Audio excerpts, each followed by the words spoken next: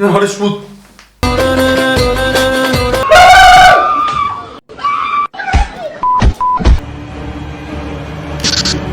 ماما ماما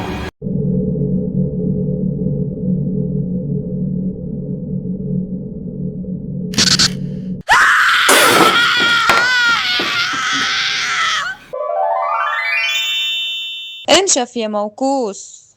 انشف ايه يا ماما؟ انشف ايه بس؟ ده انت وقفتي عقلي خلاص. وبصي نادي عليا.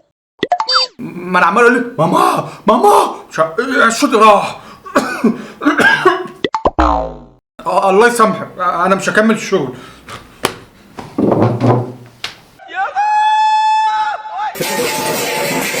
يخرب بيتك على بيت امك يا اخي، اطلع بره بقى سيبني في حالي بقى. ربنا يهديكم يا رب. ربنا يستر. انا اللي سايباها لك. ابعد ما تكوني لا رجاله خرا. انت ست ما تربيتيش، عيب احترمي نفسك.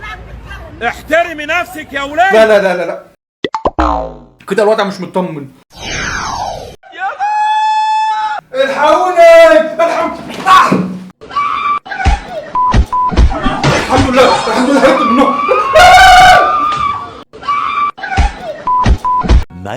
Much later. ماما ماما لو عايز فلوس فانا معيش قوي. ايه ده عرفت ازاي؟ نبرة صوتك كلها حنان وطلب.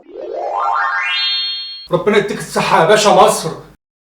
هو بصراحة كده هي فلوس بس يعني مش فلوس، ما تعتبرش فلوس يعني، بس كنت عايز 200 جنيه بس. يا نهار اسود. الحمد لله ما كانش فيا، مش عايز حاجة. والدنيا ما مجنونة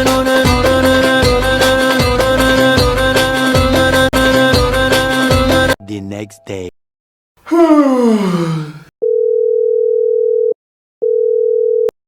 ايه يا روحي، صباح الفل يا حب عمري.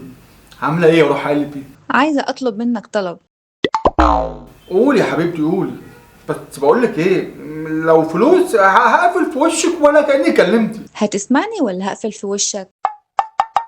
قولي يا حبيبتي قولي انا معاك وسامعك اهو. عايزة 200 جنيه عشان اظبط شعري. 200 جنيه؟ هو انت هتظبطي شعرك ولا هتشتري الصالون؟ ده الطبيعي والعادي.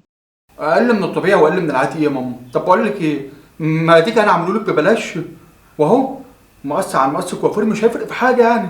طبعا انت عارفه ابن عمي حلاق وعنده محل حلاقه محترم، صالون محترم يعني. ايه رايك؟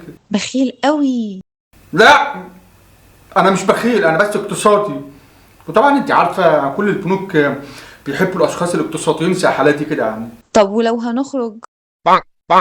لو هنخرج هخرجك في البلكونه عندي. ايه؟ ما انت عارفه بقى، كوبايه شاي بقى ولب ونقزقز كده، والفيو عندي هيعجبك قوي يعني. ما تبقاش بخيل وخلي عندك دم. وانا بصراحه عندي دم، بس لسه ما طلعتلوش تصريح. سلام.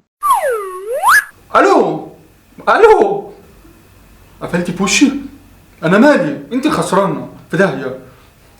اخرج مع مين بقى النهارده ولا اعمل ايه؟ 10 seconds later. ايه يا حبيب اخوك، صباح الورد عليك يا روح قلبي. بقول لك ايه، انت فاضي النهارده؟ حلو. معاك كام بقى؟ يا ابن اللعيبه، انت سرقت امك وابوك تاني ولا يا ابني؟ انا طول عمري بقول عليك اغنى واحد في الشله. 20 جنيه؟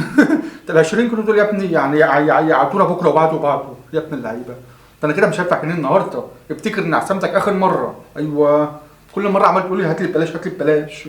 هو بصراحه يعني شويه، اصل انت بتقول لي انا عايز 200 جنيه عشان اظبط شعري.